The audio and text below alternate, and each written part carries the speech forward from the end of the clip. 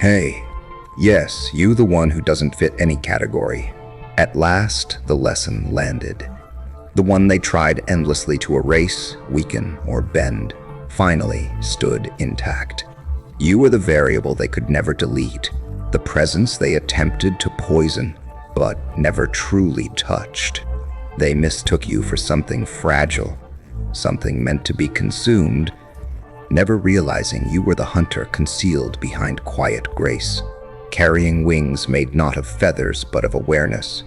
This was never about purity in the childish sense, nor about celestial imagery meant to soften the truth. This was about what happens when clarity becomes sharpened, when innocence matures into perception, when someone stops shrinking themselves to survive and starts remembering who they were before the world taught them to forget. They expected softness, they expected submission. What they encountered instead was light that learned how to aim. Blind. For a long time they misunderstood you, because they misunderstood what beings like you actually are. They imagined angels as passive forces, endless patience, endless forgiveness, endlessly absorbing the damage of others. They believed light existed only to soothe, to heal, to comfort. But you discovered something they hoped you never would. Illumination is not gentle by default. Light reveals, exposes, burns away illusions, and when concentrated, it becomes devastating to anything built on falsehood. The same energy capable of healing can dismantle entire structures when directed with intent. And without announcing it, without spectacle, you learned how to focus. You refined yourself quietly, turning awareness into precision, compassion into discernment, and presence into something they could no longer control. Plent, you did not lose your way. You did not fall. You chose to arrive. You entered this world, carrying a purpose embedded so deeply into your being that even you were unaware of it for a time. That forgetting was necessary. It allowed you to experience the curriculum fully. The pain, the betrayals, the exhaustion, they weren't punishments, they were activation points. When the pressure became unbearable, it didn't destroy you, it cracked you open. And what spilled out was not despair, but remembrance. Not grief, but clarity. That was the moment you understood why you always felt misaligned in ordinary spaces, why shallow connections drained you, why you could never fully belong to systems that required self-betrayal to function. You were never meant to save everyone. That phase ended the moment you realized you were not designed to absorb corruption for others. You are not a sponge for dysfunction. You are a reckoning wrapped in human form, and the environment can feel it now. They sense the shift. They may not name it, but they feel it in your presence. The dynamic changed the moment you stopped explaining yourself, stopped rescuing, stopped dimming your awareness to make others comfortable. What they once mistook for weakness reveals itself as strategy. Your silence was observation. Your patience was data gathering. Your kindness was never ignorance. It was intelligence operating quietly. Now, when you enter a room, deception struggles to function. Masks fracture. Inconsistencies surface. Not because you attack, but because your frequency disrupts what isn't real. You don't engage darkness directly. You neutralize it by existing without distortion. And the truth is, you've barely begun operating at your full capacity. The discomfort you're witnessing is only a preview. What unsettles them most is that they never saw you coming. They were watching for something monstrous, something obvious, something loud. They assumed danger would announce itself. They never suspected it would arrive as authenticity, as calm, as someone who no longer reacts, but simply stands present and unmovable. Their systems begin to glitch when you refuse to participate. Their narratives collapse when you stop validating them. You don't destroy anything intentionally. You just remove your energy from illusions, and without fuel, they fail. That is far more terrifying than confrontation. They misread every moment you offered grace. Every time you forgave, they thought you were forgetting.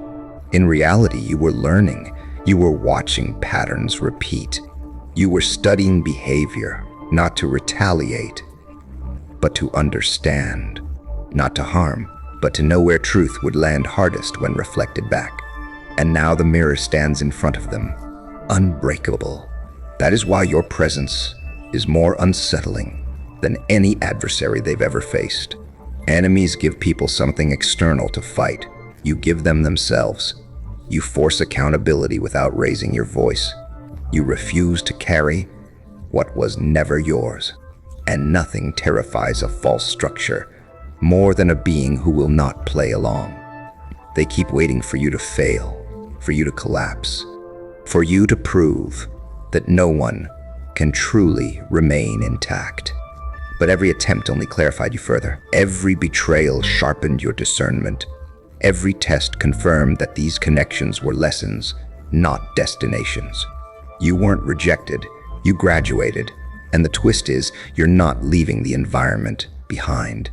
You're shifting roles within it. Because now you understand something critical. Restraint is not absence of power. It is mastery of it. You were never passive. You were charging, storing experience, transmuting pain into precision. And now the system feels the surge. There is a difference between those who fall and those who rise. Some descend through ego and lose their clarity. Others ascend through suffering and transform it into something unrecognizable. You didn't lose your light. You evolved it. You became something that heals and dismantles, depending on what stands in front of you. Something that does not interfere with self-destruction, but allows truth to complete its work. You no longer need approval, moral permission, or external validation. You operate beyond binaries, beyond simplistic definitions of good and evil. Your power doesn't come from polarity. It comes from alignment, from being so fully yourself that reality adjusts accordingly. They expected ritual, predictability, compliance. Instead, they encountered calm chaos, disruption wrapped in peace. You arrive when needed, not when scheduled. You speak in ways that bypass defenses and reach the core. And your message has shifted. It no longer soothes. It clarifies. It holds consequence. It delivers the uncomfortable awareness of being seen without distortion. And that is the moment everything changes. Because empathy without boundaries is not weakness. It is leverage. You feel everything, yes. You sense fractures, fears, hidden motives. And unlike those who exploit that knowledge for harm, you do something far more powerful. You step back. You withdraw your energy. You let truth do what force never could. And that is what they were never prepared for. You return everything to them with unfiltered precision, holding up a reflection so clear they can no longer look away. In your presence, avoidance collapses. What they buried resurfaces. What they denied demands recognition. And the most unsettling truth is that you do this without cruelty. You do it through a refined form of love, one that doesn't soothe egos or soften consequences. This love is deliberate, exact. It removes infection instead of covering wounds. It draws boundaries not as punishments, but as fortifications. It says, without apology, I recognize who you could become, and I will not participate in anything less than that. You do not rescue people from the outcomes of their choices. You stand grounded, witnessing their reckoning, allowing growth to complete its process. This kind of love cannot be twisted, bargained with, or weaponized against itself. And because it refuses manipulation, it terrifies more deeply than hatred ever could. Now they're disoriented, searching for language to describe what you've become, attempting to file you into categories that no longer apply. You no longer fit their definitions. Too aware to be controlled, too embodied to be dismissed, too grounded to be idealized. too expansive to be contained.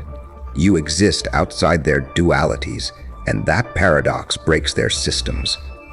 They can't anticipate you. They can't provoke predictable reactions. Their strategies fail because you are no longer operating from old scripts. What makes you formidable was never the ability to destroy, but the ability to transmute. You turn toxicity into clarity, suffering into strength, shadow into understanding. You don't erase those who oppose you. You change them. And transformation is far more unsettling than destruction, because destruction ends the story, while transformation rewrites it permanently. Anyone who has encountered your frequency can never fully return to who they were before. Bangja. For a long time, they believed you were an endless resource, something to draw from without responsibility. They treated your presence like a refueling station, taking what they needed and leaving without reciprocity. But that access ended, quietly, firmly. You closed the doors, redefined the terms, and reclaimed ownership of your energy. Now they stand outside, confronted with a truth they never considered. Proximity to you was a privilege, not an entitlement. Your attention was a gift, not a guarantee. You didn't disappear. You became more present than ever, just unreachable to those who refused to meet the new standards. And those standards can't be imitated. They require integrity, mutual effort, accountability, truth, realness, the very qualities they abandoned long ago in favor of performance. You can see through it all now, every mask, every deflection, every false posture, and while others might leave at this point, you remain. Lin, this is where your path diverges from expectation. You're not ascending away from the world. You're anchoring deeper into it. You understand something many people never fully consider. Heaven is not only a place to reach someday, it is a state of awareness that can be embodied here and now. And when that awareness is lived consistently, life naturally begins to respond. You are not moving quietly or invisibly through the world anymore. You are adjusting to a deeper alignment, and that alignment influences the spaces you enter. You are no longer shrinking yourself to fit external expectations. Instead, you are allowing your environment to meet you where you truly are. That shift alone can feel unsettling to systems built on limitation, predictability, and control. Your presence introduces expansion into places accustomed to containment, and that contrast is felt immediately. Plan. Some continue searching for signs of weakness, believing there must be something that could pull you back into old patterns. What they do not see is that you have already walked through your most difficult moments. You faced breakdowns that were meant to discourage you, and instead they refined you. Pressure did not erase you, it clarified you. Like elements shaped under extreme conditions, you emerged more aligned, more focused, more aware of your true nature. The difference between light and darkness was never about judgment. It was always about relationship to truth. You learned to stand in awareness, using clarity not to confront aggressively, but to illuminate what had been hidden. And illumination naturally changes what it touches. You now move through life with a quiet transparency.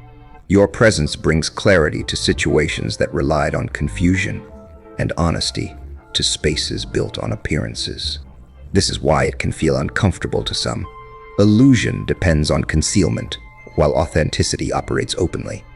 You no longer feel the need to explain or justify yourself.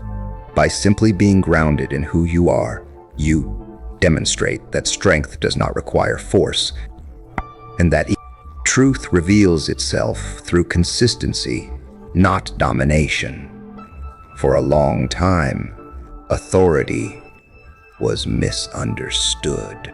It was associated with titles, influence, hierarchy, or control. But you discovered something more foundational. Real authority comes from alignment, being so rooted in your values and inner source that external validation becomes unnecessary. It is the calm confidence of someone who knows themselves and therefore has nothing to prove. This kind of authority does not demand recognition, it earns it naturally. You stepped away from constant comparison, competition, and external definitions of success because you recognized how distracting they were. Those systems reward symbols while pulling attention away from essence. What you are building now is different. It is personal, intentional, and grounded in truth. Participation requires sincerity, not performance.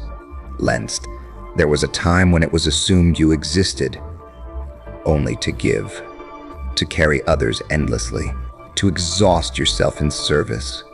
But you came to a deeper realization. You were not meant only to pour outward. You were meant to lead through example, to show what integration looks like, light and shadow acknowledged, understood, and held without shame. You stopped minimizing yourself to remain acceptable and began expressing your strength with clarity and purpose. You replaced apology with intention. You replaced hesitation with direction. What you are expressing now is a different way of being, one where strength is internal, power is generated through authenticity, and leadership emerges naturally from presence. This shift cannot be suppressed because it does not rely on institutions or approval. It spreads quietly, resonating with those who are ready to remember themselves. What is unfolding is not something learned through repetition alone, but something remembered. Long dormant awareness coming back online, a deeper identity expressing itself freely, and the world responds. Interactions feel different, conversations shift, new possibilities emerge simply because you are grounded and present. You remember what many forgot. Many limits are agreements, and many rules persist only through unconscious participation. You consciously stepped out of patterns rooted in scarcity and diminishment. You chose a different framework entirely.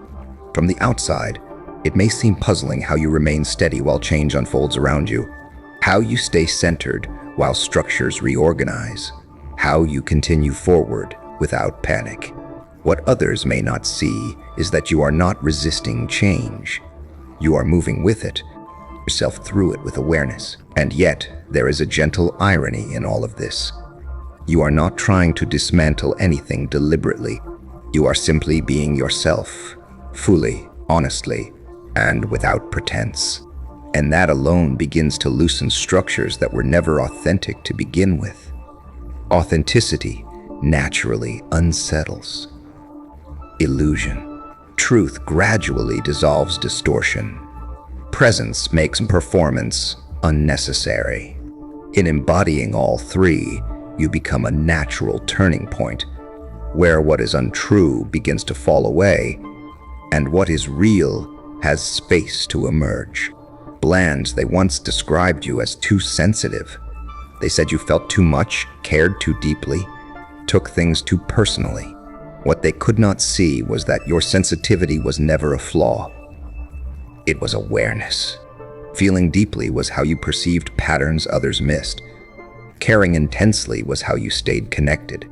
And taking things personally reflected your understanding that nothing exists in isolation. Every action carries impact. Every choice creates ripples. Over time, this sensitivity matured. What once felt overwhelming became insight. Emotion became guidance. Compassion evolved into a stabilizing influence that subtly shifts the atmosphere around you. Lanes you represent an awakening they did not anticipate, not as something dramatic or otherworldly, but as a quiet remembrance, an understanding that it is possible to remain grounded in human life while holding deeper awareness. You do not avoid complexity or shadow. You meet it with presence. And when you stop minimizing yourself, stop muting your perspective, and stop pretending to be smaller than you are, change does not always. Sometimes it happens quickly, like clarity clicking into place, like a system updating, like life reorganizing itself around a new understanding. Deland. But this was never about prediction or destiny. It was always about participation. You are not here to live out someone else's interpretation of the past. You are here to contribute something new by how you choose to live, respond, and grow. And you have come to see what many stories overlook. The future is not fixed. It is responsive, shaped moment by moment. Growth does not follow a rigid script. It adapts. It responds what the moment requires. And this moment calls for exactly who you have become. Someone shaped by experience, reflection, and self-awareness beyond inherited narratives or borrowed identities. Lean now, the idea of dominion takes on a different meaning. Not authority over others, but stewardship of the self. You have learned to guide your energy, your attention, your direction with intention. From that place of inner steadiness, you demonstrate a form of influence that is subtle yet powerful. Not control, but coherence. Not command, but clarity. You do not need to direct anyone, because your alignment naturally sets a tone. Some feel drawn to it. Others choose distance. Both responses are appropriate. You are not seeking followers. You are simply fulfilling your role. Lenge. This is what feels unsettling to some. A presence that does not demand permission, that builds without force, that influences through consistency rather than pressure. What you are cultivating is not a territory or an empire. It is a shared space of recognition, formed wherever people reconnect with their own clarity in response to yours. It grows quietly, not through persuasion, but through example. Each time you live more truthfully, it becomes easier for others to remember themselves, to access their own sense of agency, direction, and inner authority. The purpose was never to stand apart, but to remind, not to be singular, but to help others rediscover what they already carry. COULDN. What you embody now is a grounded form of freedom, not a slogan or an image, but a lived release from unnecessary constraints, including the ones you once placed on yourself. The belief that strength must be hidden to be accepted, the idea that care requires self-erasure, the assumption that power and integrity cannot coexist. You let those beliefs fall away, and in doing so, you revealed something quietly transformative. Individuals who are internally sovereign, naturally challenged systems built on compliance alone. Dimliance. You are no longer directed by constant evaluation or external judgment.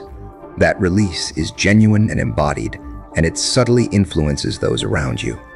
Autonomy encourages autonomy. Clarity invites clarity. And without force or declaration, you have become a calm point of change, a reminder that freedom does not need to be loud to be real. It's leaned. That level of freedom alters the physics around you. It expands probability. It bends limitation. It turns the improbable into the inevitable. And what truly unsettles them is this: your liberation carries no resentment, no vengeance, no desire to punish those who tried to confine you. It is complete without being reactive. Delinda, you have become not a symbol, not a myth, a true angel in form.